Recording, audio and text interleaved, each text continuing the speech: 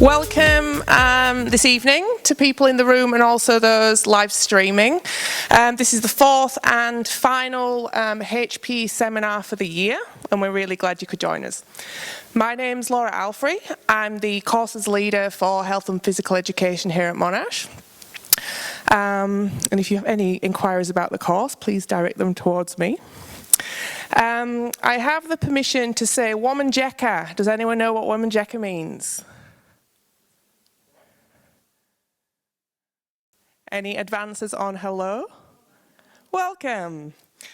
So I'm obviously not from round here, and being an immigrant to these shores, it's been a really great opportunity for me to learn about a new culture and cultures in this great land. So before we start, I just wanted to pay my respects to elders past, present and emerging, and acknowledge the Kulin nations as the people whose land on which we stand today.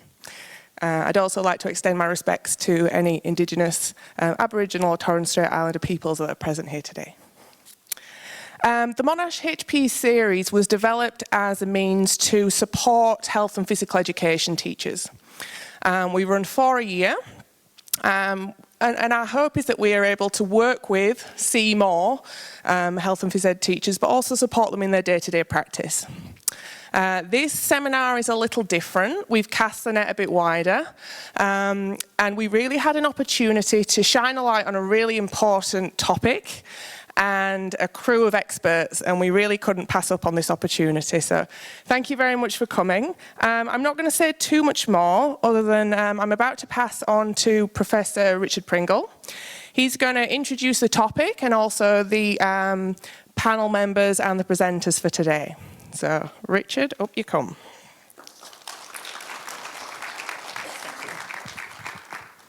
Thank you, Laura.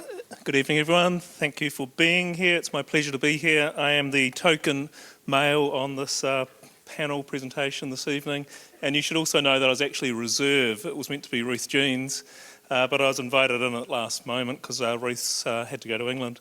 But it is my pleasure to be here, and I think it's a really important topic, and I'm really doing a 10-minute bridge before getting to the panel speakers and talking about why female coaches matter. And what I want to present is really a brief history of... I want to talk about the history of women's sport and trying to understand the history as a form of struggle and resistance. So, when sports clubs were first set up in the 1870s, 1880s, 1890s, they were male domains. And right through to the 1970s, women were actively prohibited from entering many of these sports clubs and actively prohibited from actually participating in many of these sports.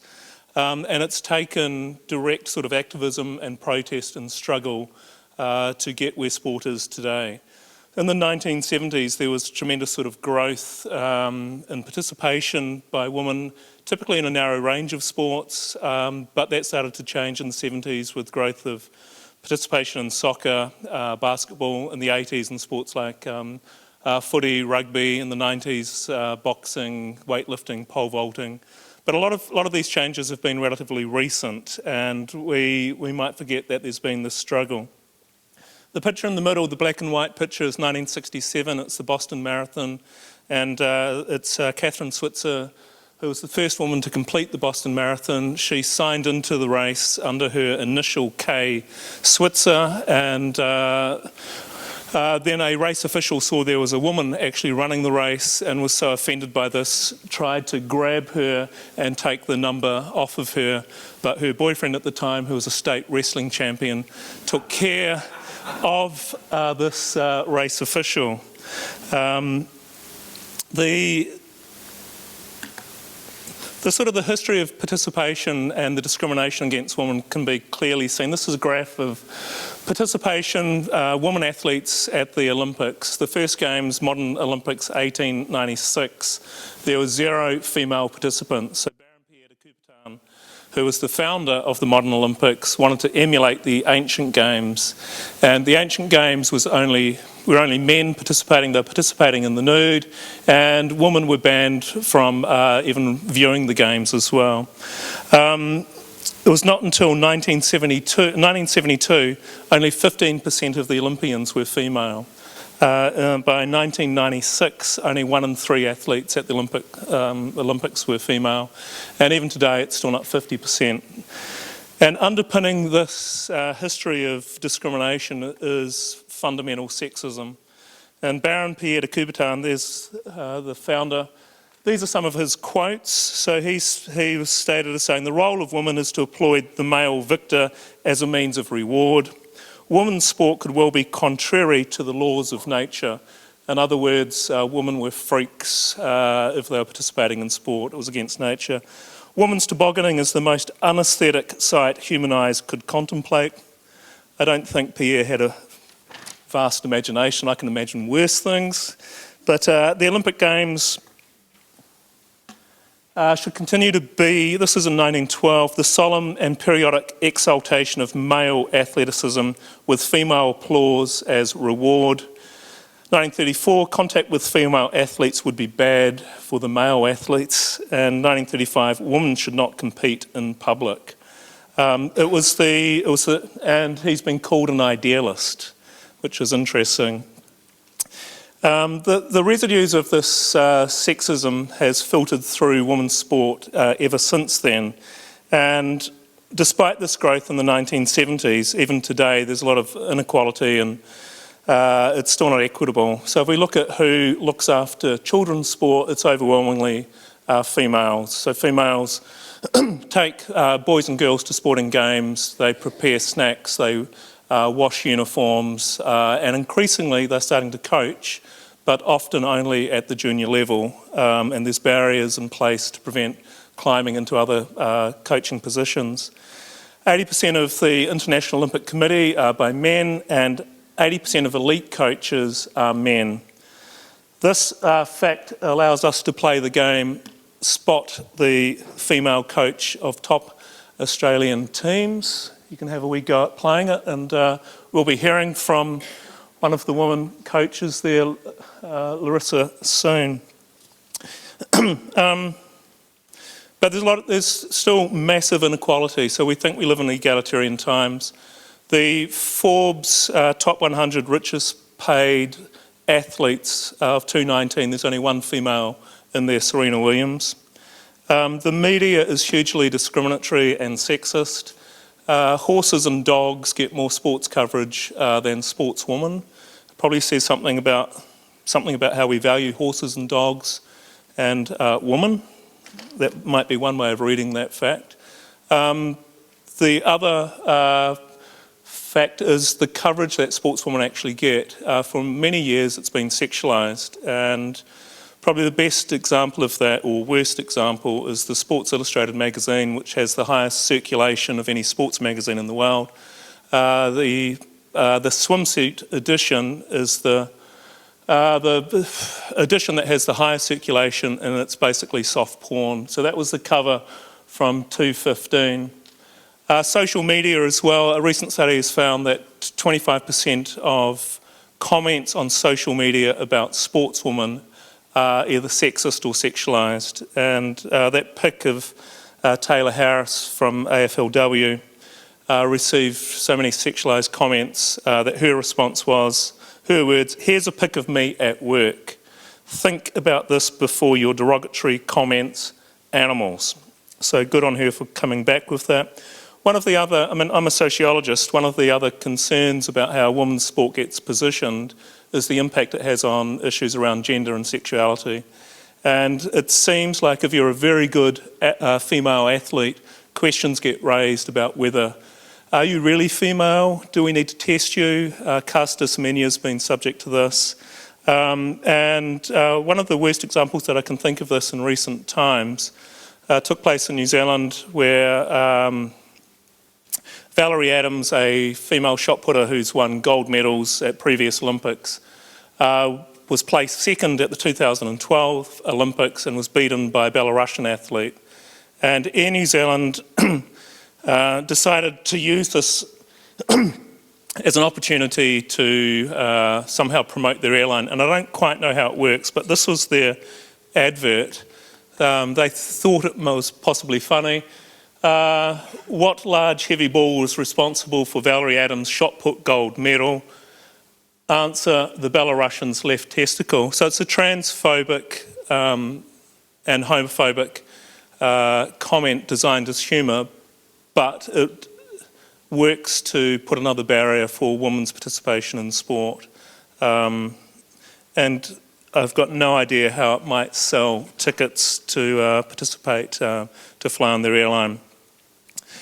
I was involved in a study looking at women's football growth in the 70s and 90s, and part of this inequality and barriers were associated with the pioneer female footballers. There was a lack of grounds. They'd play on Sunday, and after the men had played, and if it was muddy or wet on Saturday, the conditions were terrible. There was often a lack of fields in the evening for them to train on, and I heard stories of women lining their cars up next to the field and switching their lights on so that they could play. The uniforms were hand-me-down, second-hand uniform from the guys, which often didn't fit. There was no changing rooms. They'd get changed behind car doors or bushes. There were no referees and no coaches. And I saw people nodding here. So this isn't too long ago, 1990, for these. But this leads me through to why should we worry about these inequalities? And so in just the last couple of minutes, the connecting dot between these four pictures is actually the smiles and laughter and comradeship. And this is the prime reason, if you ask people why do they play sport, it is for the fun and the enjoyment. And sport's recognised as one avenue where this can be gained, and if there's barriers in place, then there's a percentage of our population missing out on that. On top of that, there's alleged health advantages. I'm not sure in the sport that I played, rugby union, if there was any health advantages in playing that sport. But in a lot of sports, the physical activity is good for the body. So that we need to fight these barriers to create those opportunities as well. And the evidence is pretty clear that for females aged 12 to 14 and a little bit older, the dropout rate from sport is much more marked compared to boys.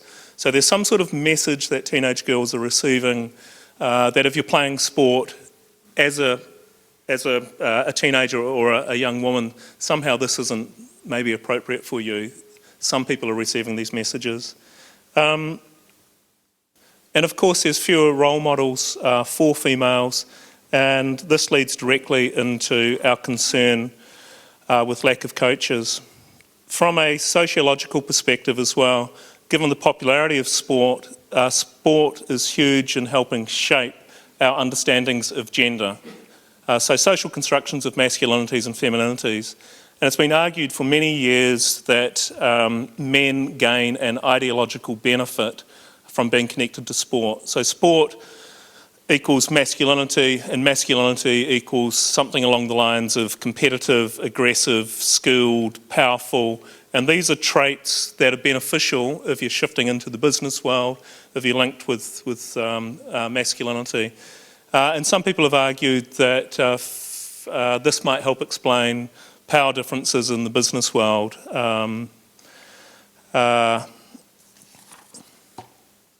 Okay, so why do we need more women's coaches? We're going to be exploring some of these benefits this evening, but three final pointers. A recent study in the business world found that in companies with boards of directors with males and females, those companies make more money than companies just with men. And the conclusion from the study was having females on those board of directors adds a point of difference or adds something of value. And if I think of leaders around the world, I can think of Jacinda doing a fantastic job in my home country, and then I can think of Donald Trump, and need I say any more? Sorry to reveal my biases. but clearly also new career pathways and opportunities, and people making money and having fabulous careers and opportunities for travel is another reason for why we need to promote female coaches. And I think to also change perceptions of what girls can do, what they can aspire to, and helping promote really that feminist agenda to still challenge the massive inequalities and inequities that exist in our social world. And sport's a fun forum to try and challenge some of those. Right, there's my sermon. I would now like to introduce our first speaker, Julia Hay. Jules is a phys ed teacher currently working at Monash University and undertaking her graduate certificate of educational research. Jules has played sport all her life and has recently started coaching footy, and her experiences in getting into coaching footy made her think that the world of football felt like 20 years ago, and that challenged her to start doing some research. And I'm encouraging and prompting her to do her PhD next year. Just in front of the crowd, Jules. But anyhow, it's my pleasure to pass it over to Julia.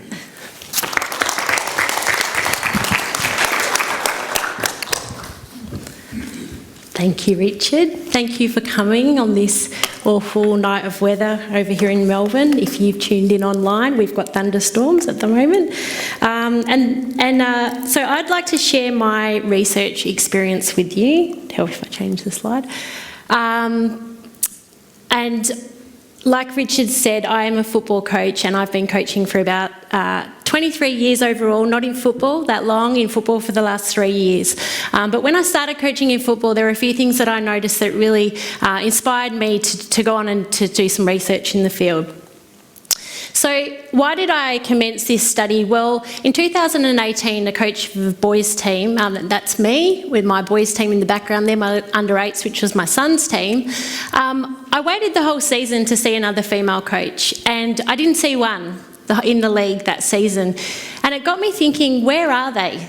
And because I was thinking, surely there's got to be some other females out there coaching football, and are their experiences similar to mine? And to give you an example of one of the experiences that occurred with me, as you can see in football we wear these huge bibs that identify you as a coach, and I had a male assistant coach, one of the dads of the boys, and on a couple of occasions at the end of the game in football juniors we like to go up and shake hands and say thank you, and there's usually a medal that we give out on the day, and the coach of the other team actually went to my male assistant coach. And obviously I was feeling a little bit frustrated at thinking, but I've got the big bib on that says coach, so why do you feel the need to go to my male assistant coach? So it was through experiences like this that I thought, actually I want to find out, is this just me, or is there other females out there experiencing similar things?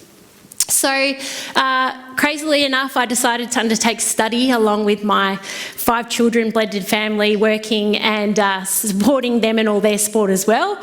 And what I did was I thought, I'm going to do this research project and I'm going to find out who are these female coaches and how many of them are there, and what are their experiences? Are their experiences really like mine, or am I just imagining this, that I'm feeling a little bit out there being, you know, a female coach?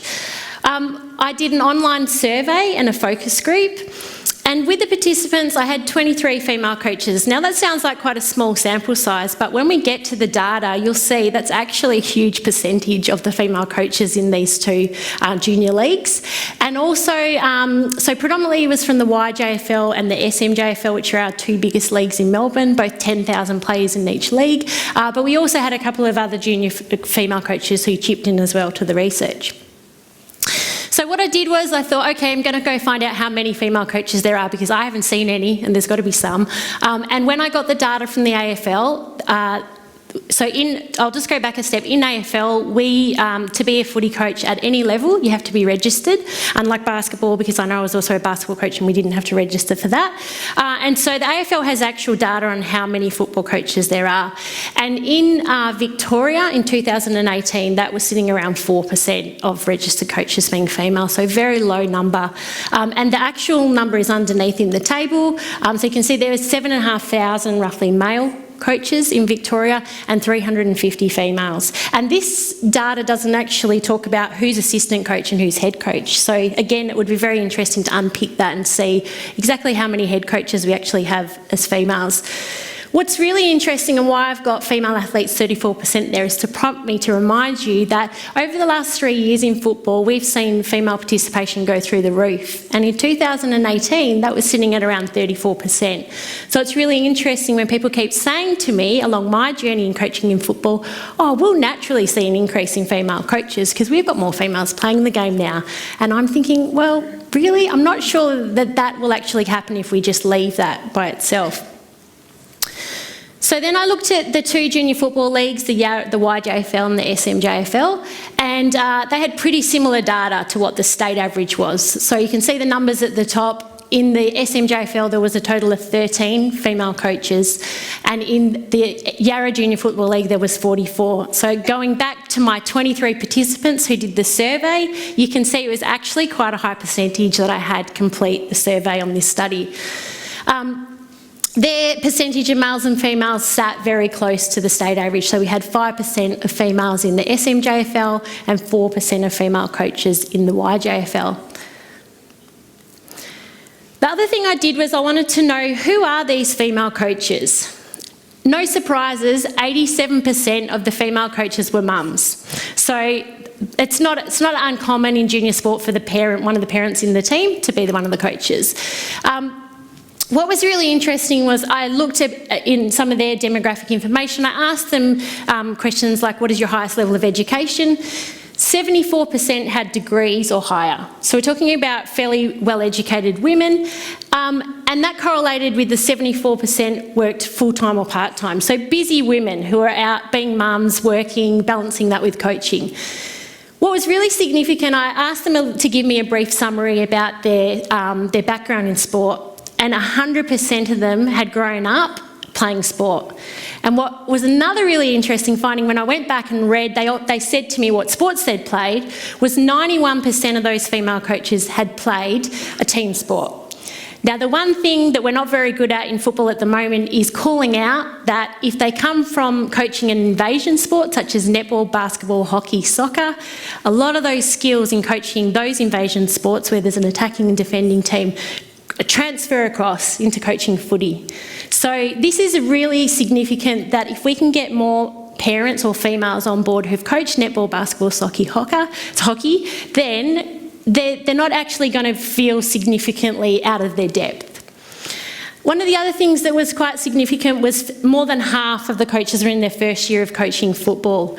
So we've had this huge influx of female coaches coming in, not a massive overall, but half of them were in their first year. So we really need to do, what do we need to do with football clubs to support them to continue coaching, and how do we get more females coming in through that journey? I also wanted to know, because in junior footy we have from under 8s to under 18s, and the under 18 level is taken pretty seriously. So especially with the boys, it's called the Colts, and with the girls and under 18s, it's called youth girls.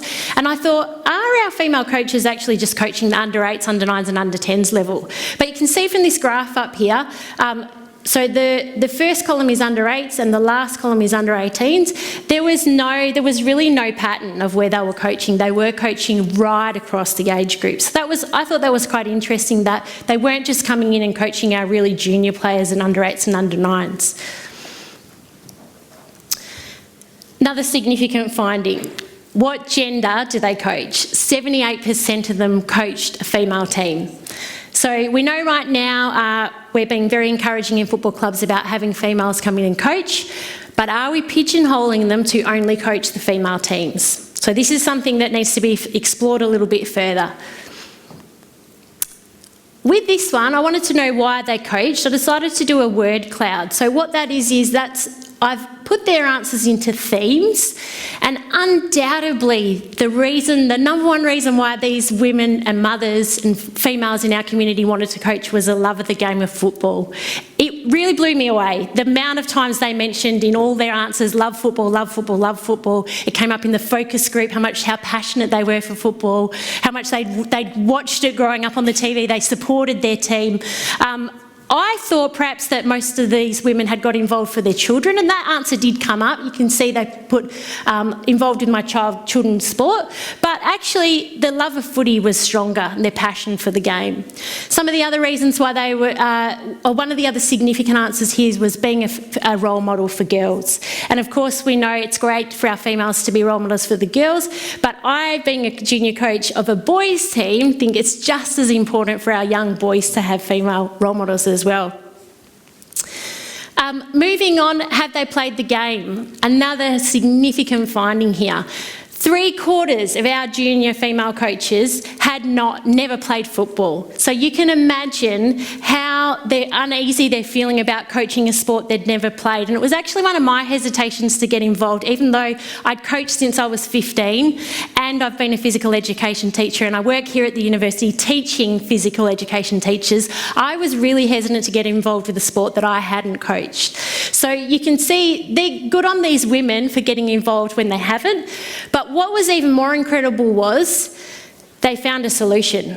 And they were very creative. They decided, I don't understand some of the technical skills and I feel worried to coach it, but that's okay because I'll employ or I'll go and get a male who's a specialist in that area. And in the focus group that came up, one of the females gave an example and said, I actually intentionally saw a male assistant coach for the exact reason to have a technical coach and someone who understood the game. And my job was more as the holistic coach to create the team culture, organise the girls, she was coaching girls, and get everyone organised and together each week. They also asked for a lot of help. So from their husbands, uncles, brothers, and predominantly males, obviously, because they had played the game. And the other thing that was really significant was they attended a lot of education sessions. So we know even though they feel like they haven't grown up playing the game, that they were really keen to learn. Some of the challenges and barriers they faced, again, undoubtedly, the largest barrier or challenge to them in their coaching was themselves. They felt that they overanalysed the game and the decisions after they went home, and that they were worried. They didn't feel like they quite fit in this environment where it's predominantly males. There was quite a few comments about lack of respect, so not being taken seriously and assumptions that they didn't know much about football, even though every week they followed their team. They'd been following this team since they were a little child, watching every single game. Lack of experience playing and coaching football, again, they felt that was a barrier to them, but they were, like I just mentioned, they were overcoming that in other ways. And a lack of resources. So this came up in Richard's slideshow, and we know this is still common out in football clubs. I know myself, I play football, and quite often you go to a football club, there's one toilet for the whole female footy team of 30 players. So lack of equipment, facilities and change rooms again.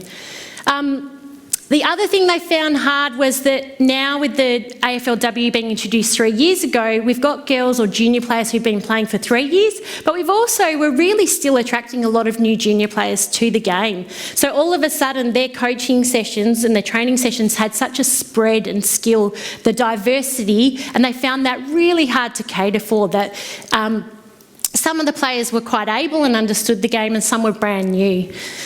They felt that they were pigeonholed to coaching female-only teams. We had a really interesting discussion in the focus group where they said they felt very supported in their club, most of the female coaches. And then when we brought up perhaps if they were to coach an under-16 boys team, they said, oh, no, that wouldn't be allowed. The under-16 boys is reserved for the male coaches who know what they're doing. So this was a really interesting concept that came out of the research.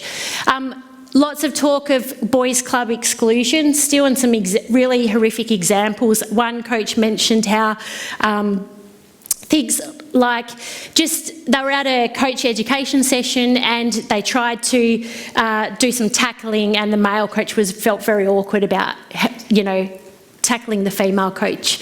And the final thing, other people's perceptions and gender stereotypes still really prevalent within our football clubs. Trying to answer the question, why do female coaches matter, in one slide is a terribly hard question to answer. So I tried to find a quote. This quote is by Nicole Lavoie, and she's a renowned researcher in this field of female coaches. And I'll just read it to you because to me this is, it's in a nutshell the answer to why female coaches matter. Sport is one of the most visible and powerful social institutions in the world. Individuals who are seen and known in the world of sports, like coaches, communicate who and what is relevant and valued and what is not. And the majority of the time in every country in the world, these coaches are men. So to me, my journey stepping into the football world, I felt really passionately about trying to make football coaching more diverse. I'm certainly not about let's get rid of all the male coaches and let's just have females coach. I want it to be a diverse environment where children see both male and female role models leading them and coaching them every weekend on the sporting field. Some of the other key opportunities that came out of the research, obviously a bigger coaching pool. If we get more females, we double our coaching pool. And in community sport, how hard is it to get coaches? So if we can get more females on board, more coaching positions are filled. Increase the diversity of thought and productivity. Richard mentioned this, and loads of research done in the workplace on how effective that can be. Visible female leaders and role models, obviously, quite an obvious one. Redefining gender stereotypes, making sure that we don't call, if a girl's interested in footy or footy coaching, we don't call them a tomboy, because just because we grow up liking sport doesn't necessarily make us a tomboy. Physically active communities. We know in football coaching, we're moving around. Okay, one footy coaching session, I might do 5,000 steps. So it is a great way to keep our communities physically active as well. Promote equality and inclusion. Have a positive community impact, improve respect for women, and my favourite, empowering females, not just in sport, but in life. And it's so rewarding when I hear other females say to me, oh, Julia, I saw you coach, so I thought I would put my hand up and give it a try. That's really powerful for me, knowing that other people, other women are feeling empowered to give it a go. For last year, this was my most powerful learning moment, and to give you a little bit of a heads up, Monash came and asked my football team, one of the boys, this question, which I have reenacted with my son, and I'll talk to you about it in a second. I'll just show you the question and then the answer that the player said. How do you feel about having a female coach? I don't understand the question. I don't care if it's male or female. I just want a good coach. So this was really powerful for me because, of course, as an adult, we sort of have all these layers to that question, how do you feel about having a female coach? And the kid was like, I don't get it, like Julia's just a coach. And that was really cool. I was like, you know what, if we can make every 8-year-old boy feel like this, that just a coach, then we've done our job, and that those boys will grow up and girls and think there's no real difference, you know. So this is sort of, it was really rewarding for me to coach these under 8 boys and to be their first coach at the club level, and to know that they had a female, so when they go through the rest of their journey in football, it's not going to be odd for them of having a female coach. I know after presentations you get overwhelmed with information. I've shot lots of information out at you. So I guess for me, my call to action from my slideshow today is let's make seeing female coaches the norm and not the exception. These photos that were in the slideshow at the very start of the presentation, what happened was I didn't have many photos of female coaches of football, and I put a call out on social media to say, hey, female coaches, I need some photos. Within 48 hours, I had over 100 photos. And it was really powerful for me to think, this is what we need to see more of. And as we know, and I could talk all day about it, but I've got about a minute left, is that we need to see more pictures of females in our media and on our social media of females coaching. Talked very fast, given you a lot of information. Obviously, I'm in the process of writing a whole thesis up on this with a lot more information. So if you would like some more information, here's all my contact details. But thank you very much for coming and listening.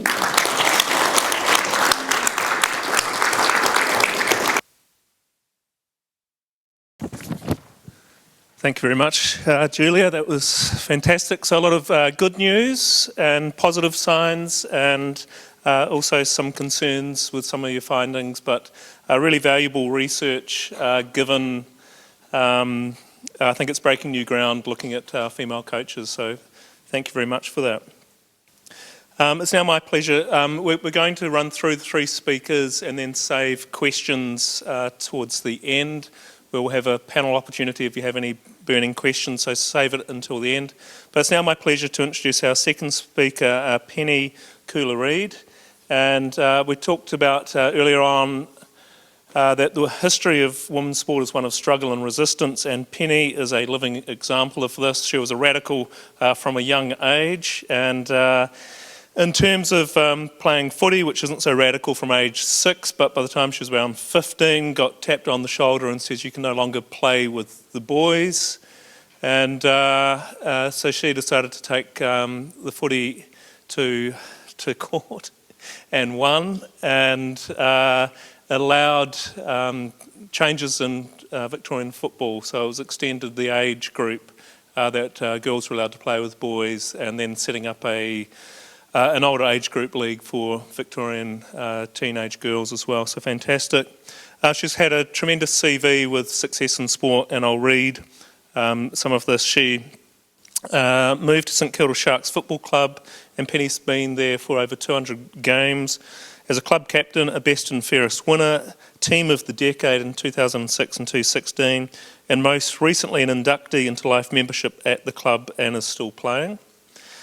She has represented Victoria on 7 occasions, played in the first and only international rules tour of Ireland, drafted to Western Bulldogs in the first exhibition match 215, selected in Melbourne's exhibition match 217, drafted to Collingwood's inaugural AFLW team in 217, playing 2 games before the club's first ever VFL senior coach in 218, becoming the first ever VFLW senior coach in 218.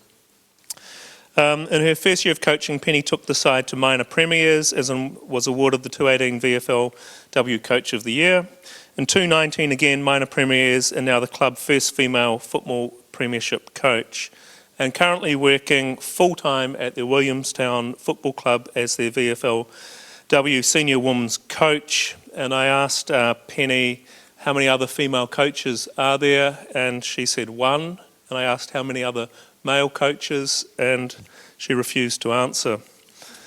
But anyhow, it's my pleasure to welcome Penny. Thank you. I try to keep that as short as possible, so thank you for that. Thanks for having me. It's great to be here and to share a little bit about my story and why I think female coaches matter. So a little bit of a brief. I started playing football at 6 years old. Me and my older brother at the time went down to the local football club and said that we'll take the boy and not the girl. So as a 6-year-old, obviously I didn't understand what that meant, and my mum said, well, you've got to take both my children. So we went to another club, played at Murrumbina Junior Football Club from the age of 6 all the way up to under 15s. Got a tap on the shoulder one training session and said, hey Penny, you can't play football anymore. And I said, why? And they said, because you're a girl. And at 15 years old, you kind of go, you take a breath and you go, okay, if that's what the law is, that's what the law is. It took me a couple of days to really think that through, and my mum said, Pen, what do you want to do? And I said, I want to play football. I want to play the sport that I love, the sport that I've grown up with. So me and 2 other girls at the time went to Football Victoria and took them to the courts. Ended up winning because there was no female pathway from the age of under 12 into senior women's. So there was nothing in between. We talk about the age of girls dropping out from 12 to 15. In football, there was no pathway. There was no opportunity for girls to play the sport they loved past a certain age. So the law meant that the age got pushed up from under 12s to under 14s, and then a youth girls competition, which is an under 17 competition, got introduced in 2003. So then there was a pathway for girls to go from junior footy into the youth girls and then into senior women's. At that time, I was a little bit too old to play in the under 17 competition, so I went straight across to the St Kilda Sharks, where I've been ever since. I'm pretty sure I'm going to my 17th season there, which is awesome. Still playing, still trying to run around a football field to keep myself fit. But also for my sanity. I love the sport and I want to play it for as long as I can. In my time, I was lucky enough to represent Victoria on several occasions. There was this team called the Mini Vics, which was an under-19 competition, which I was a part of for the first 3 years, and then got into the Big V, so the big Victorian team, which was really exciting for me. As an 18-year-old playing for Victoria, one thing you never thought you'd do is play for your state. After that, we had a international rules team, which was a tour of Ireland, which they've just recently brought back with the men's. So as an 18-year-old, getting selected to play for your country in a sport that's unknown for women was pretty awesome and really incredible for a young girl to wear the green and gold was something I never thought was possible. After that, in came AFLW. So before that, there was expedition matches. I'm not sure if you know too much about that, but Susan Alberti was one of the co-founders and made this happen. I was drafted to the Western Bulldogs in my first expedition match. Took a couple of years off that. Had a bit of a terrible time in terms of some communication through a coach, which I will explain a little bit later. But then decided that I wanted to play football even more. Got drafted to the Melbourne Football Club, and then from there, my beloved Pies. So I am a die-hard, and it's true, we are all die-hards, die-hard Collingwood supporter. So to be drafted to the club that you've loved your entire life was definitely a dream come true. As a young kid, didn't think that football was something that girls could play at a senior level, so I wanted to coach. So if I couldn't play football for the Collingwood Football Club, I wanted to be the first female coach of the Collingwood Football Club. And the past 3 years, I've done both. So I played for the Collingwood Football Club and I've been able to coach at the Collingwood Football Club. AFLW was a great experience for me. Loved it, loved to be able to be part of the first ever game and then see how it's snowballed effect from there and grown into something that's pretty beautiful. After the first season, found out that I had a disc bulge and couldn't get up to the fitness level that I needed to be to play at that elite level. So I said to myself, if I'm not going to play, what do I want to do? Hand up to coach. So I was offered the assistant coaching role of the VFLW or the senior coaching role. For people that know me, I don't like to do things half-hearted. I want to be full in and full invested. So I took up the senior role. Very cool and scary to be coaching your peers. So I was coaching the girls that I was playing with the next year. That was one of my challenges as a young coach, is coaching girls that I played with. As was told, first year of coaching, made minor premiership and won coach of the year. Second year of coaching, which is the year that's just gone, minor premiers and a premiership coach. The first ever female football premiership coach of the Collingwood Football Club is pretty cool. After that, I decided that finishing at the top, why not try something and challenge myself and move to the bottom of the ladder, and headed across the bridge to Williamstown Football Club, who the past 2 years have finished on the bottom of the ladder. I get asked this question a lot: why did you move? The selfish part of me says, because I want to challenge myself. I want to inspire more people. I want to be able to create a legacy of my name through history. And the non-selfish part of me is, I have so much knowledge, I have so much passion, and I want to share that with as many people as I possibly can. So to move across the bridge and work with the Western region football is my next challenge, is my next chapter, something that I'm really excited about, which is cool. And I'm a full-time football coach. My experience as a player. Thank you, Belinda Bowie, for allowing me to show this photo. She's in the audience here. So I've had over 20 odd coaches. Out of that, only 4 of them are female. So growing up playing for 20 odd years, only 4 female coaches. As a junior, I was only coached by men. What did I learn? Interesting, because when I think back, you don't really remember too much. The best coach I had as a junior footballer was a young man at the age of 22 coaching an under-12 mixed team at that time. It was a boys' team, but because I was in there, it's mixed. And he taught me so much about the passion of football. He taught me so much about you treat every player as the same player, regardless of size, gender, ability. We're all the same. And then moving into women's sport and the senior women's team, having 4 coaches, the difference is unbelievable. And it's really interesting as a young female is that I just want to play footy and I want to be inspired and I want to hang out with people that have the same mindset as me. So having a female coach allowed me to express who I was without feeling judged.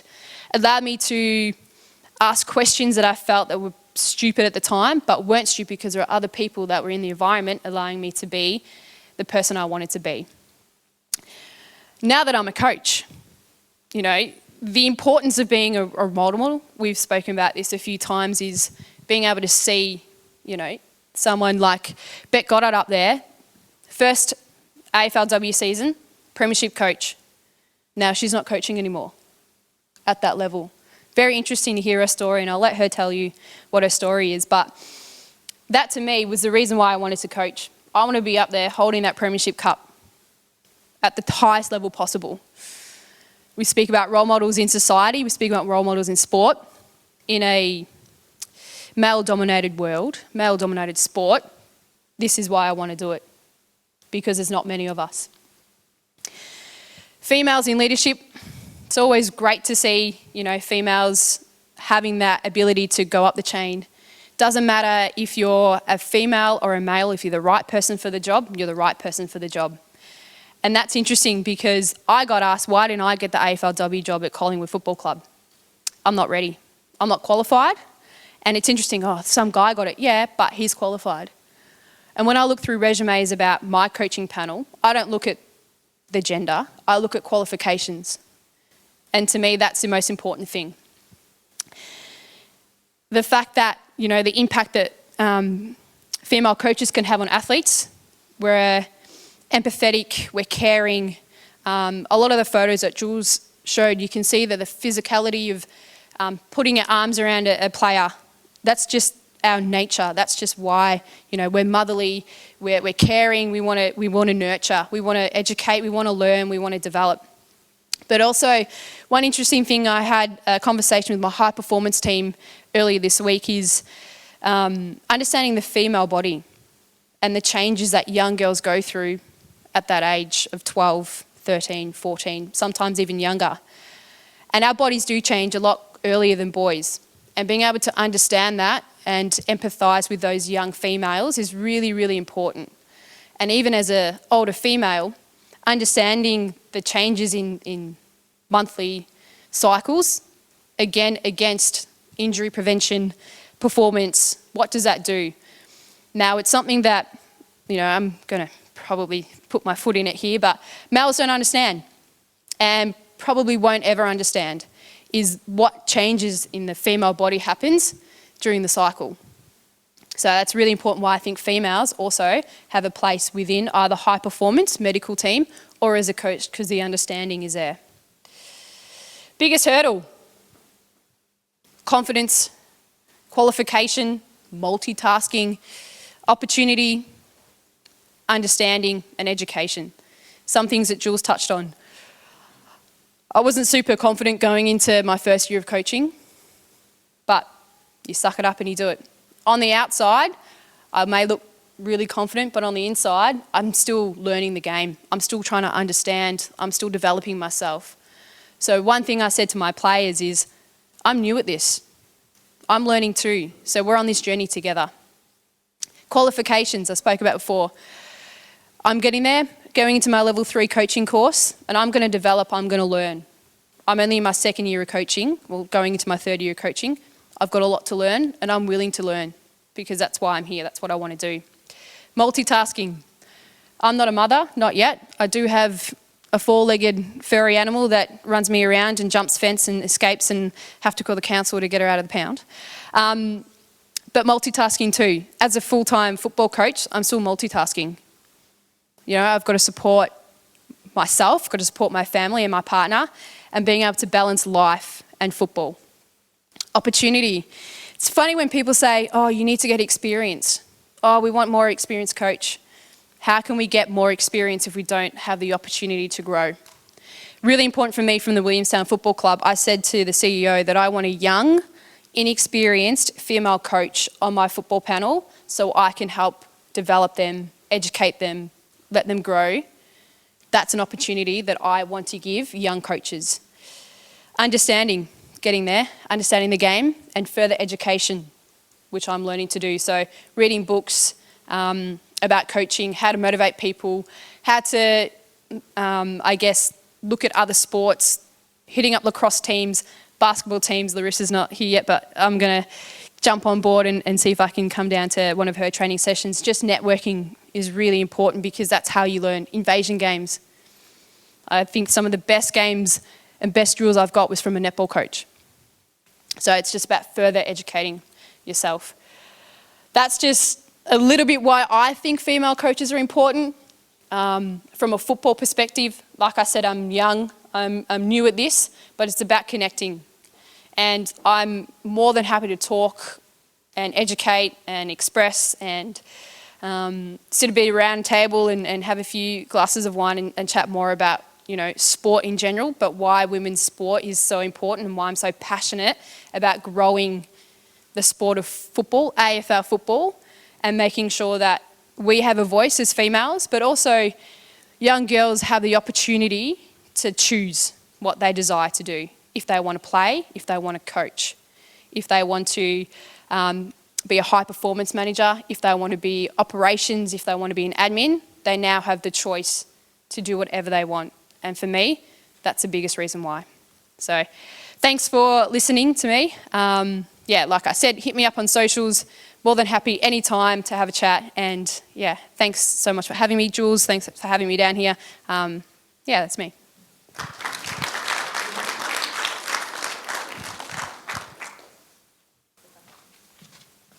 Thanks very much, Penny. That was great. Thanks very much, Penny, for sharing your experiences and wisdom. And it was fantastic to learn from you in that respect. So very much appreciated that. Thank you.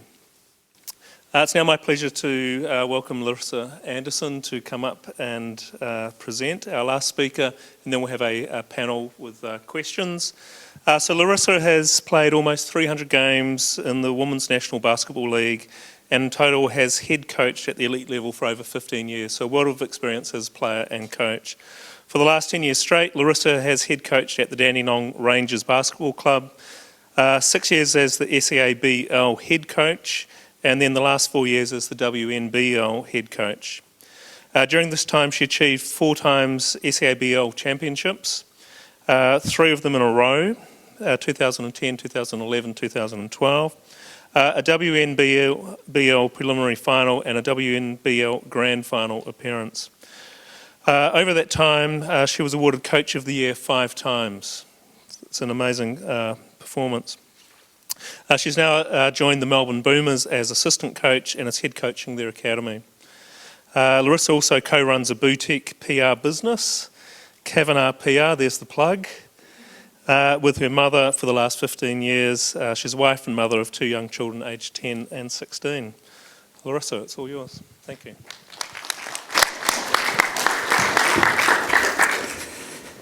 Thank you.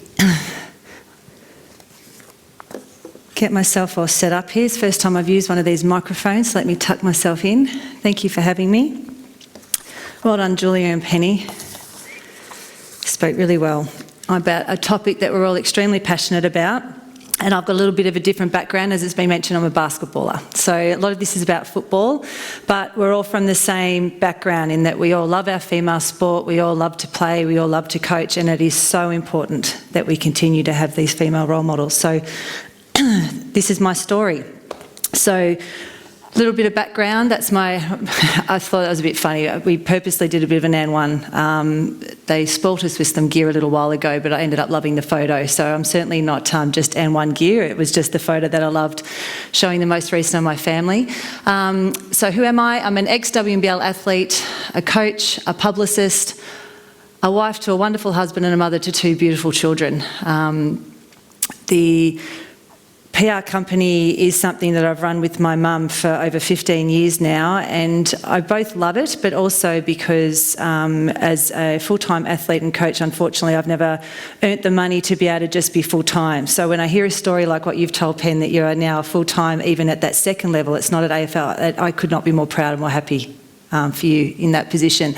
Unfortunately, even coaching at the highest possible level, which was my life dream, I can honestly say I've still had to do it, running a full-time business, and everyone that coaches knows that it is a massive job to head coach properly at any level, let alone at the professional level. And I've been doing that whilst trying to run a PR company as well as be a wife and a mum to 2 very young children. So it's been, the juggling act is real. My playing background, and I thought you'd be amused by that photo, that's me to a T, trying to take her head off. I started playing basketball when I was 7, loved the sport from the very beginning. I obviously played, like most children, a lot of other sports, but I fell in love with basketball immediately. I played rep state teams along the way, many years in the SABL, which is the level just under WNBL, until I reached my dream of playing WNBL. Lasted there for nearly, played just under 300 games. It would have been a lot more if it hadn't have been for some nasty injuries. I got my first game in the WNBL at the age of 17, and I'll never forget it. I distinctly remember the feeling of having so many other professional women around me, how hard they played, how athletic, gifted, how amazing they were. Certainly looked up to them immediately. And as a young lady stepping into that environment, it was really, really special because I'd worked so hard to get there. I played my entire career for the Bulleen Boomers, which is that photo there, and also for the Dandenong Rangers, which is the opponent that I'm trying to swipe at.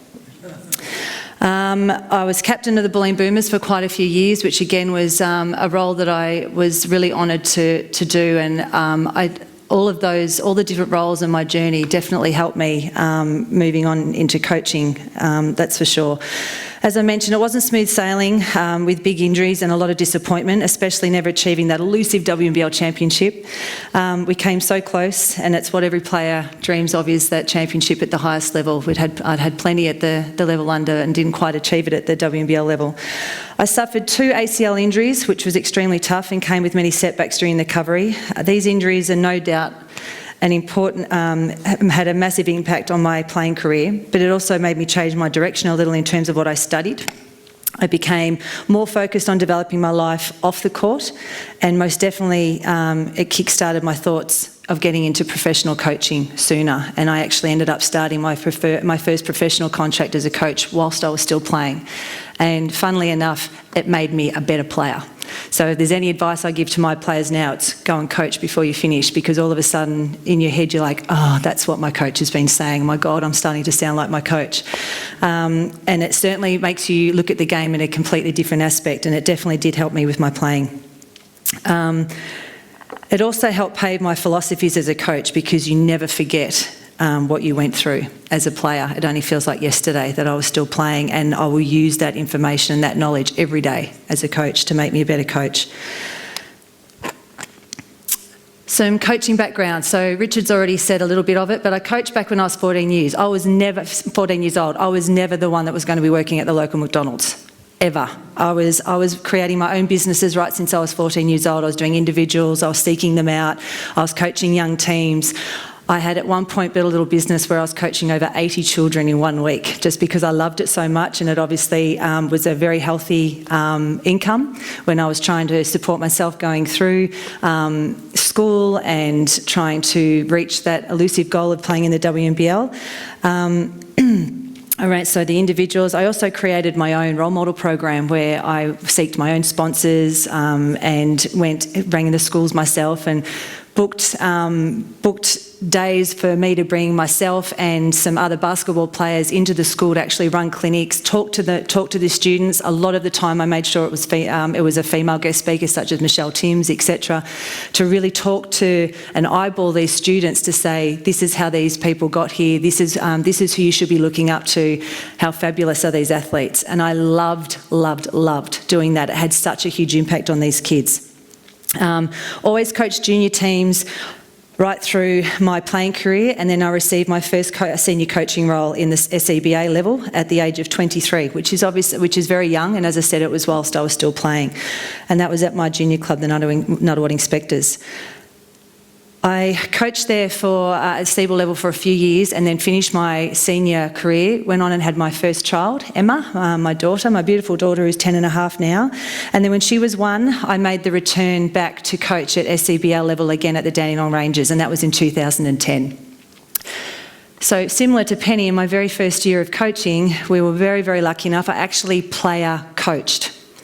Now, if anyone tells you that it's easy, it is. I would never do it again, because if you're going to do it properly, it is so hard, because like that juggling act, I think my favourite saying became, do as I say, not as I do, because I would say not do something and then I'd go out and probably do it myself. So it was quite challenging, but a lot of fun at the same time. And we ended up going on and winning that season and the following, and that had never been done before at that level. And to do that at the second highest level was, I think I still look back on that in shock, that I had the belief that that what I was building there was quite special, but actually go through and we kept the same core group together and created the most amazingly special culture on and off the floor with this group of athletes. And that is an experience that has made myself and those girls family forever, and something that I will cherish for the rest of my life. That not only was I able to have an impact with them, but equally, even more so, they've had an impact on me as well. It's the most amazing experience.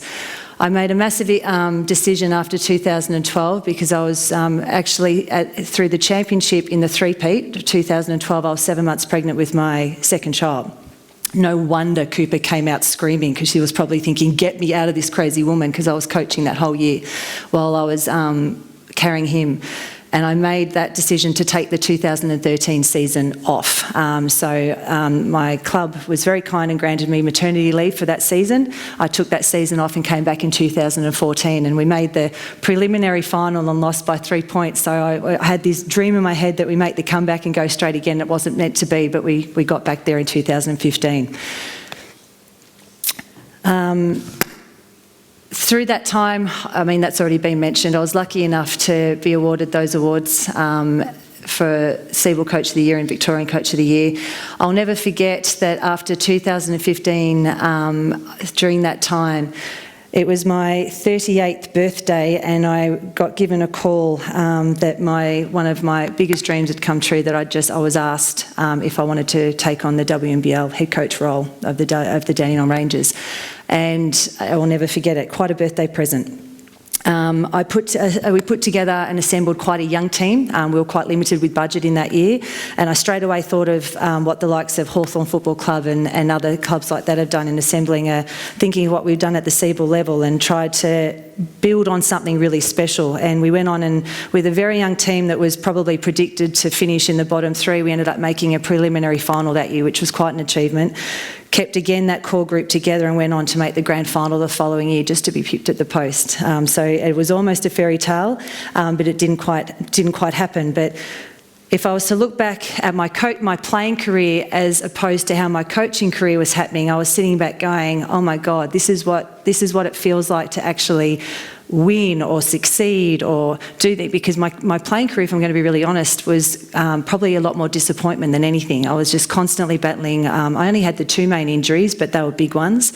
But because I was always a part of a club that we were trying to rebuild, or we only made finals a few times. It was challenging. But I was really fortunate and so lucky to be experiencing this sort of success, not just because we were winning, but because of the culture that we'd created together. It was really special. But little did I know, and this is, I think, you're the first that's kind of heard a bit of this story, and whilst everything was going so well, the next 2 years proved to be quite a challenge.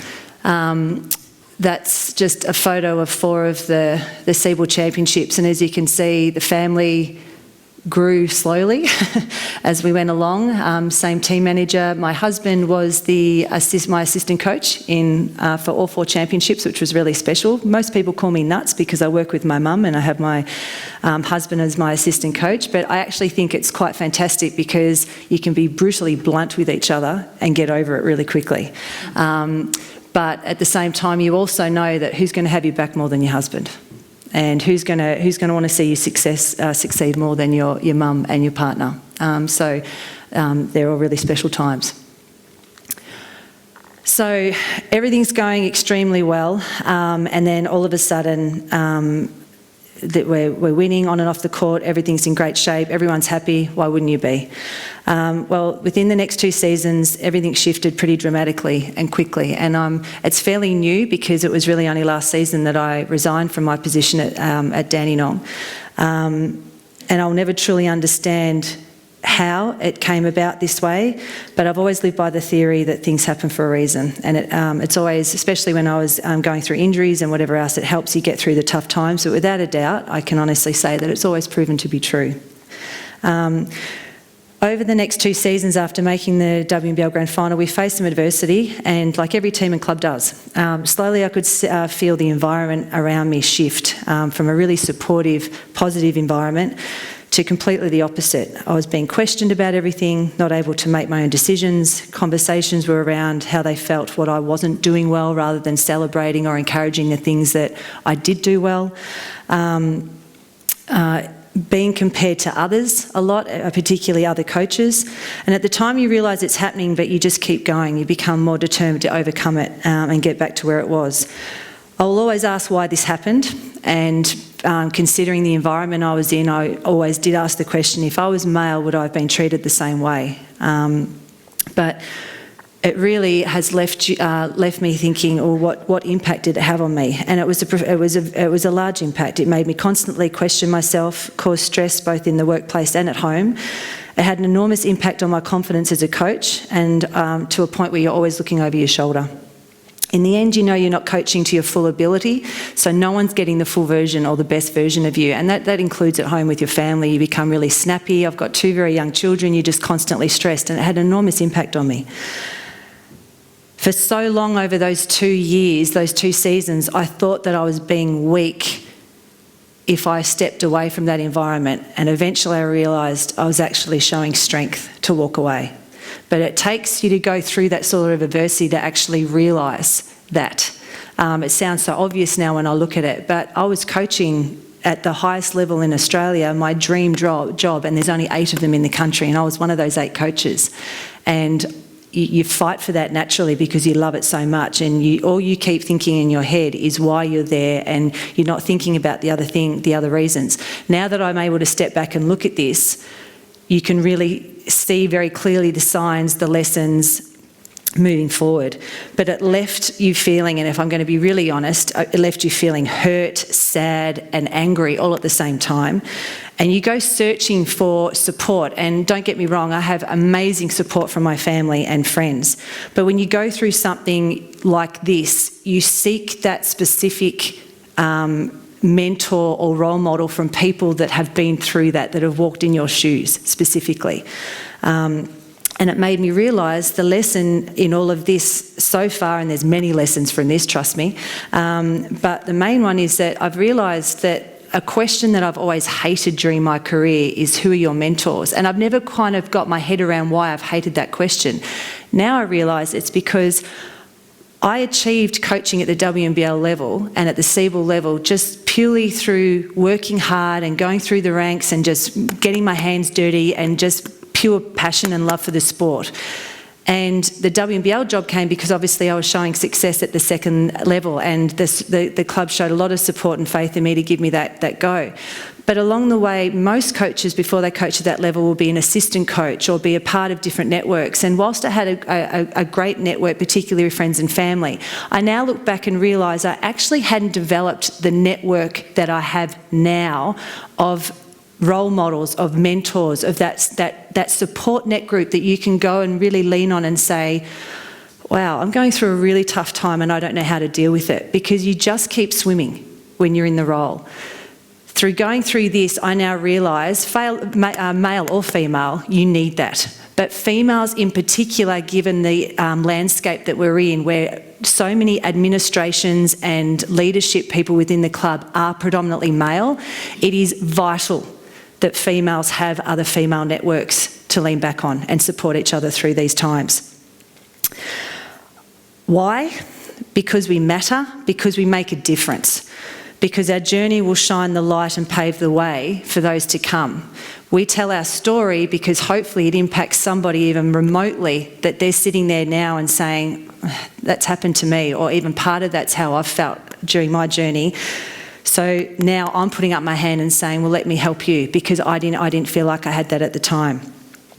Girls and young women want and need female role models, like former female athletes who become coaches, who have experienced many of the same issues in their sport. Same-sex role models provide emulation, aspiration, self-esteem and valuation of abilities. We see things from a different perspective. We are naturally empathetic. We're naturally nurturing.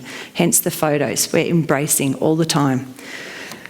When boys and men experience women as competent leaders in a context that matters greatly to them, i.e. sport, they are more likely to respect women, see females as equal colleagues, friends, partners and leaders. And I love that I'm doing that for my son, just as important as for my daughter. When girls and young women see females in coaching roles, they will more likely think about coaching as a legitimate and viable career and may aspire to become a coach. Women coached by women are more likely to go into and stay in coaching. Enjoy those.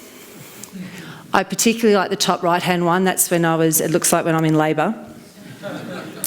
Every media person loved using that photo, and I've tried to hide it, and today I thought I'm going to own it. That's me at my finest moment. Someone had annoyed me, or it could have been that I was just trying to fire them up.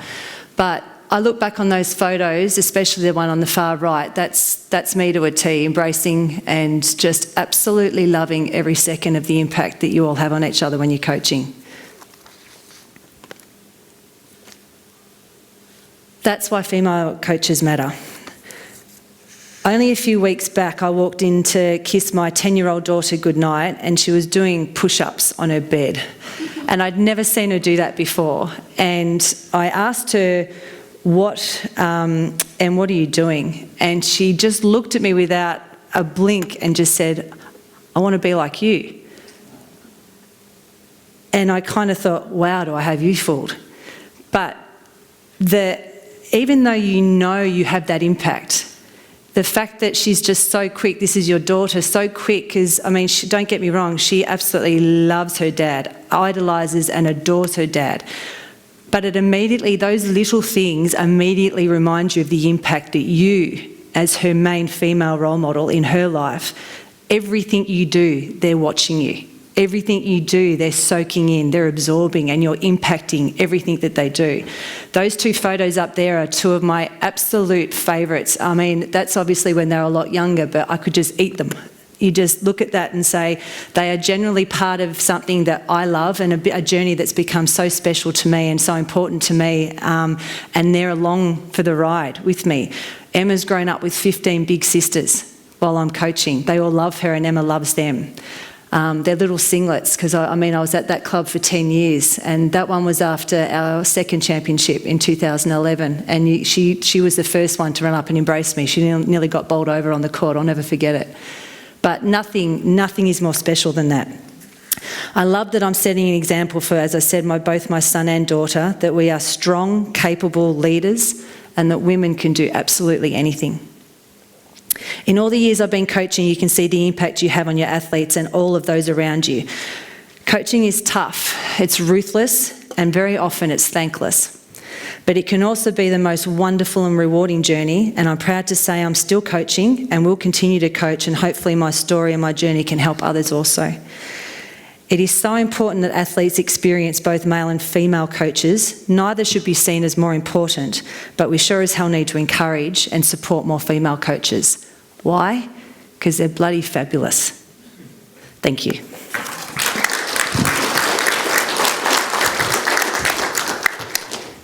Thank you so much, Richard, Jules, Penny and Larissa. Really, I don't know about you, but I'm inspired to go back to coaching, and I'm a little jealous of those of you that are still in the game. We have some time for questions and answers now. If you've been jotting notes throughout those great presentations, now's the time to share. We've got some chairs we might pull up and have a bit of a panel situation. So, while we're getting our furniture together, does anybody have a question? We have one on the live stream, Chantel? Yeah, we do. We've got quite a few people online at the moment, and we've got a question from Ruth. Ruth's, I think this is for you, Penny. You mentioned about having the right person for the job and looking at coaching qualifications. What might sports need to do to encourage more women to undertake coaching qualifications, given that the coach education can be very male-dominated and quite intimidating for women? My advice is to go out there and give it a go. The hardest thing as a young female is to not fear the unknown, and it's really important. I'm a big believer in getting outside your comfort zone. Coaching is something that you love, and if there's something that you love, I believe you should do it. Ask people about the resources, ask people questions about where can I find to educate this. I'm unsure how to get qualified in that. Ask the question. My details are up there, feel free to ask me. Any questions from the audience? Okay, one at the back and then at the front. Oh, you got it? Thank you. Thank you, all the panel members. So my name's Karen, and I'm football operations for a junior football club of 44 teams.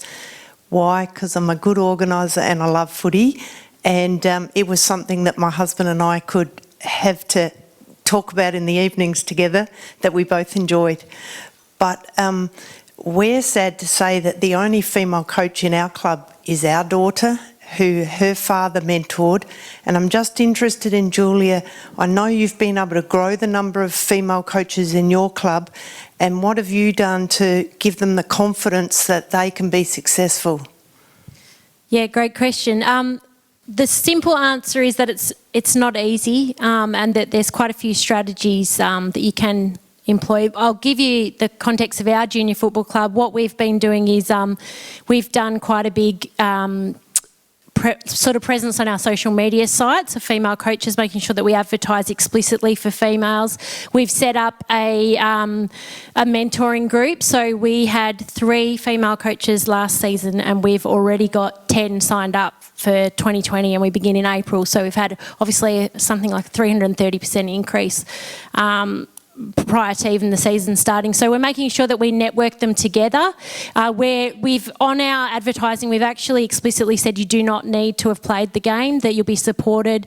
I think my experience in this area is that you need someone really driving it on the ground. So I was also involved in my local Auskick club. The first year I did Auskick coaching, I was the only mum of about 45 dad coaches, and we had a girls come and try day, and when we did that girls come and try day, we said, look, we'd like the mums and the aunties and the sisters, and we tapped into our local under 18 girls team, and we got them to come down too, because don't forget, you know, sort of your 15, 16, 17 year olds make great junior coaches as well. Running that come and try day meant that the following season we had something like 9 female coaches. So it was just about, I think, tapping a few mums on the shoulder and saying, hey, you'd make a great coach.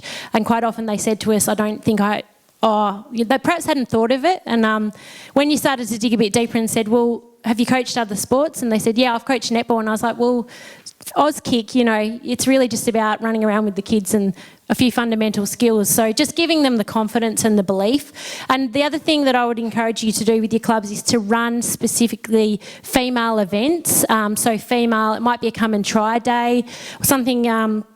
The other thing that we're looking at, because we know now from the data that the females haven't played football, is just running some fundamental skills clinics for the mums in our club to say, hey, come down, you don't have to coach, but come down, we'll teach you how to kick, we'll teach you how to handball, and if this season you get out with your children and you have a kick on the oval, just slowly building the culture and the confidence within the club.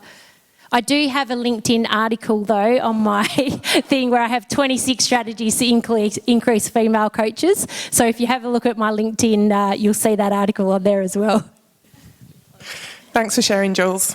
Next question. Awesome. First of all, thank you very much to the panel. I think we're feeling very inspired.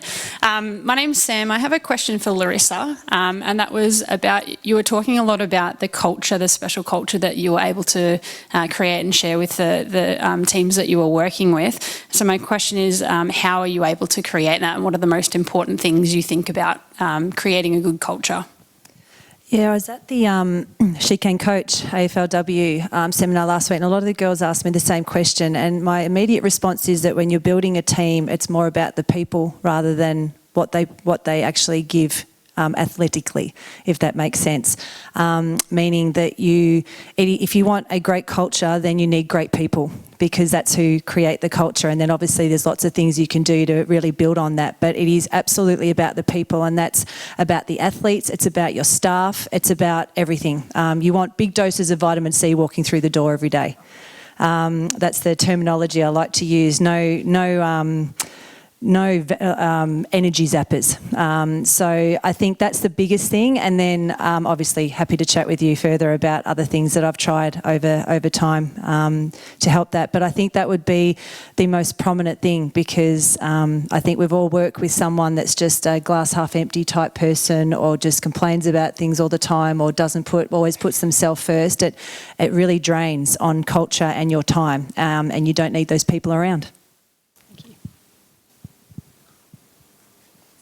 Thank you. You stole my question.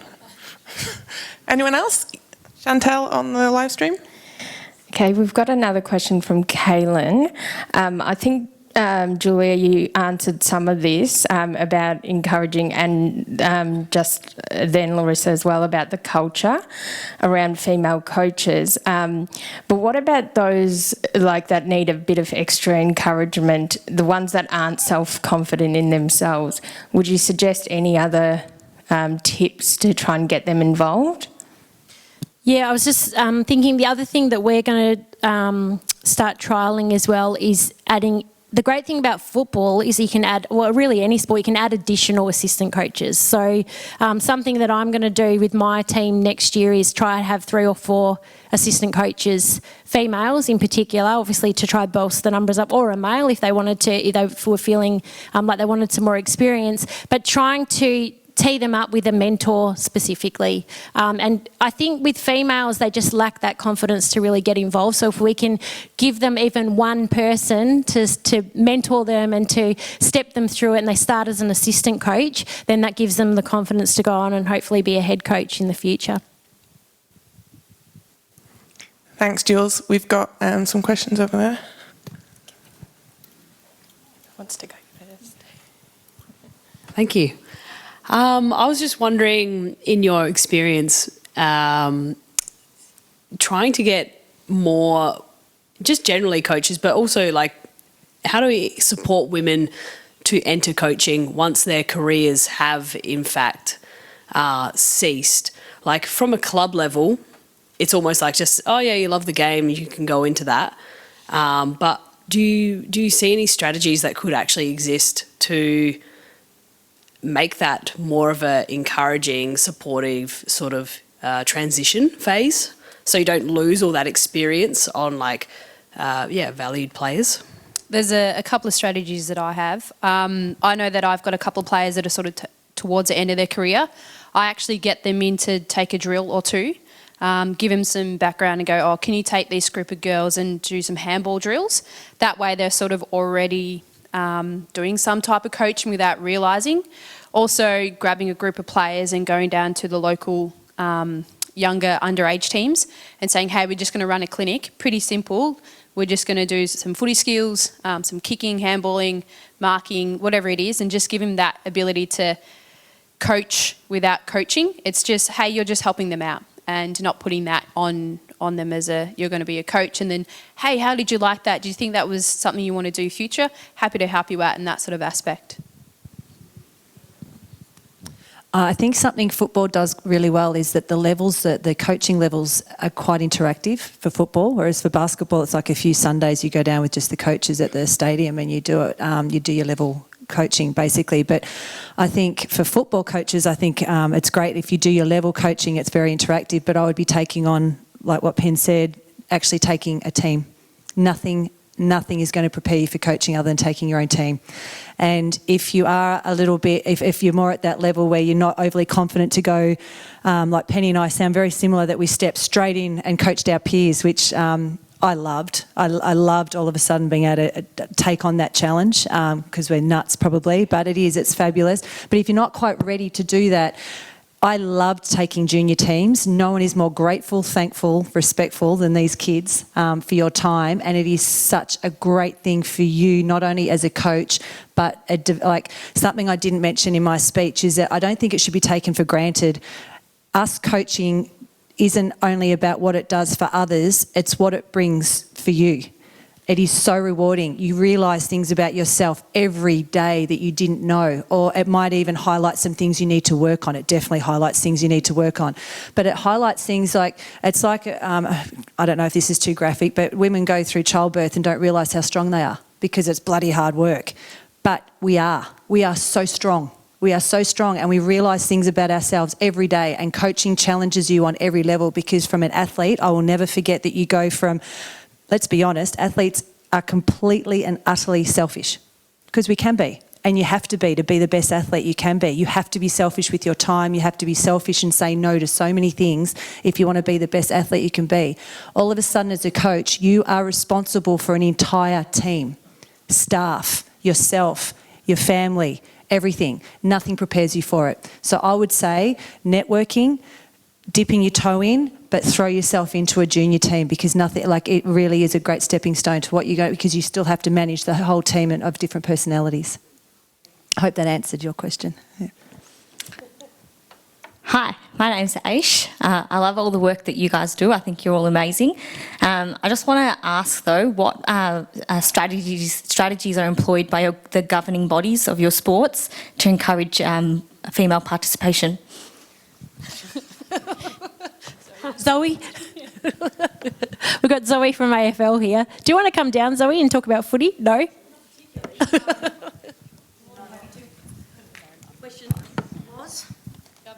What does AFL do to encourage female coaches? Okay, one thing I know the AFL can do better and that we're looking at is putting out there what we're doing. So actually having a strong media plan and showcasing what we're doing. Because at the moment, we've got two participants in the panel who have been involved with the She Can Coach program, which has had two programs run over the last 2 years. Penny was in the first iteration, and now she's become a mentor as she's moved into other roles. Larissa is a mentor as well. So we actually are locating the coaches that are out there and aspiring to take on further opportunities and building their skill set so they can thrive once they take that chance or take that opportunity that's out there. The question I was going to put back on Larissa and Penny in particular was, what expertise, regarding to networking and mentors, what expertise do you wish you had when you started your coaching journey compared to now? I mean, I know that as a coach you evolve, constantly learning. It helps me to know what is it that you needed and what are you looking for now? What I needed was a sounding board. I sort of got thrown into the position, but I accepted the challenge, but not really knowing where to start, what to do. Never coached before, and then coaching at the second highest level in AFL. For me, what I really needed was someone to sort of take me out and guide me through that process.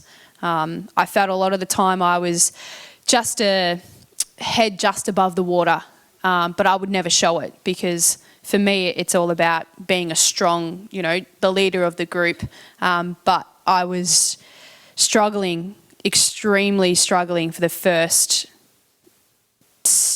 3 months that I was employed, to the point where I almost quit before I started, because I was that stressed, underworked, underappreciated, and had no support. So having a mentor or having someone to just take me out and a sounding board that I can throw things against that would come back with me with advice, that's probably something that I really needed. Did they have to be a coach in football? Not necessarily, but it would have helped in my situation because I've never coached before, but I was in football. So having a football coach would have helped, but I think at that time anyone would have helped me. How did I feel, or what more expertise did I feel I needed before when I came into the job? I think hindsight's a great thing with coaching, isn't it? You go through as you go through the journey, and you've mentioned a number of times about building your network. But was there a part of your coaching that you needed more support with? Yeah, look, I think I felt really ready to step in at Siebel level, and I got asked. I remember when I stepped into WNBL level. What does it feel any different? And my answer quite honestly was no. But what I've learnt now, that after what I've been through, is the difference is the expectation or the demands around you. And that's what I would change going forward, is that I will never, ever, again, ever compromise myself. Because when you're put under the pressure that I was put under and made to feel like I felt, you are, as I said when I was talking, you get to a point where you're constantly second-guessing yourself, and I ended up compromising on my philosophies, and that meant my coaching suffered, and that is my biggest regret. And I mean, look, it happens, and it was an extremely challenging, tough environment, and that's what you learn from. And I think maybe if I had have had the better networks and support group around me, that now in hindsight, when I look back, obviously every coach after every game, every week, every training, every season, you look back and go, I could have done some things differently. That's coaching, and that's developing and evolving, as you've said. But moving forward, there's things there that I know will never happen again, and I will walk away from a job before compromising what my beliefs are. Thank you. Just to answer the question, there's standalone programs obviously happening at community, state and national level, and people are being targeted to be involved in those. But one of the things with the new national coaching strategy at the AFL is it's about moving away from coach education, which is a mass way of communication. It's that competency-based accreditation type learning, and moving towards that coach developer, coach mentor, in context, in the field. So we know Jules will be a part of this. So training coach developers to go out and observe and give feedback and grow the confidence of female coaches. So that's probably where the AFL is leaning, and we know that there's lots more to do, and this is a great forum to talk about it.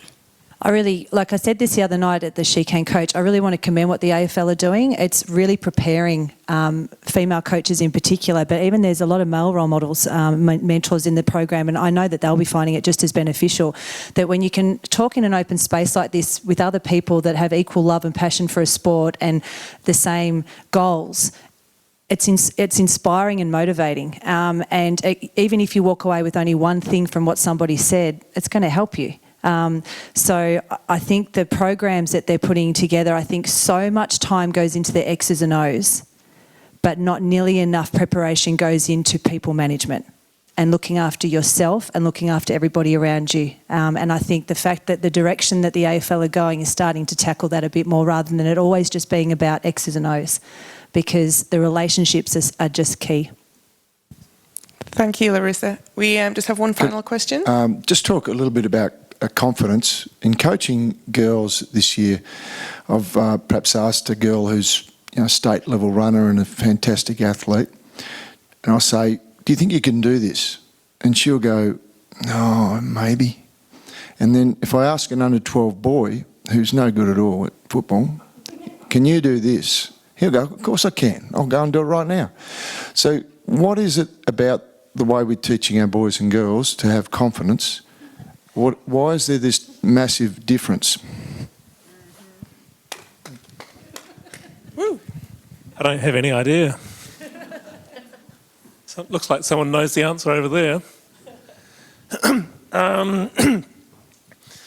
I guess there's messages all the way through the way we raise our children and the confidence we instill and expectations about what they can do. And I often think about the differences between, in a similar respect to how come often American children seem to be very confident with things like public speaking or other things, and it doesn't come back to some sort of natural difference. I don't think it's a biochemical, biological, hormonal thing. I think it's how people are treated and how they're raised and the expectations that we have of them. And therefore, if we want girls to believe in themselves, we all need to have higher expectations with regards to our interactions with them.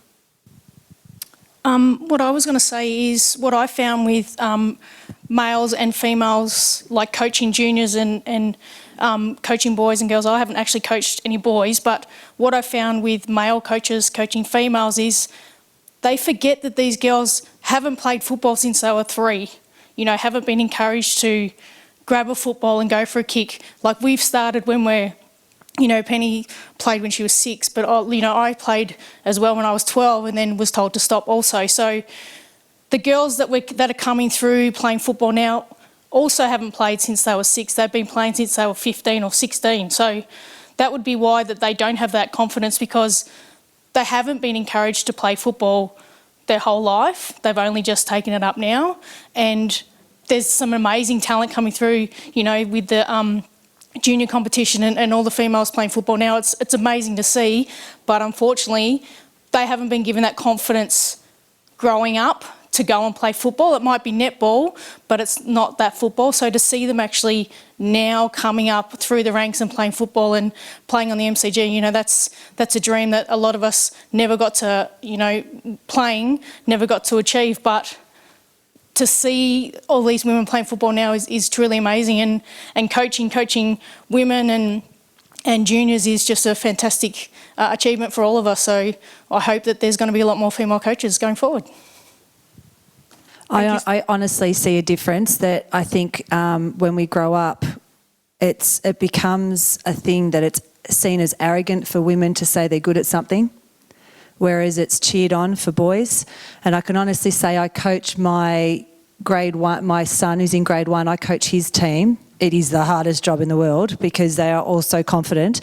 But I coached my daughter when she was in grade 1 too, and she was exactly the same, and she still is. So I think part of what you're saying there is that if for basketball, because it is a sport that traditionally has been played by both sexes for a long time now, it's entrenched in them and they own that confidence. But I think the more we can, to what Richard said, the more we can encourage our children to own it and love it and be proud, that will eventually change. But as females, let's own it and say, I can do that and we're good at it, and very proud of ourselves.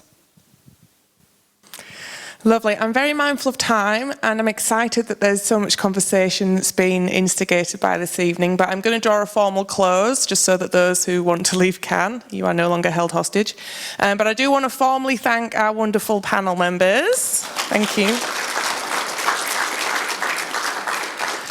As I hinted at the start, a main driver for these seminars are really to connect and create networks and communities of practice, and I think that's the thread that really tied the 4 presentations together in terms of how important these networks are in carving paths for anyone, but for female coaches in particular. So feel free to continue conversations, and thank you so much for coming.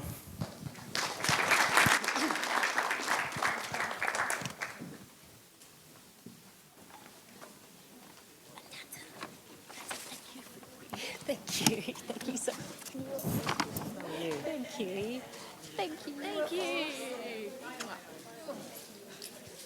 Is that off? Yes. That was great.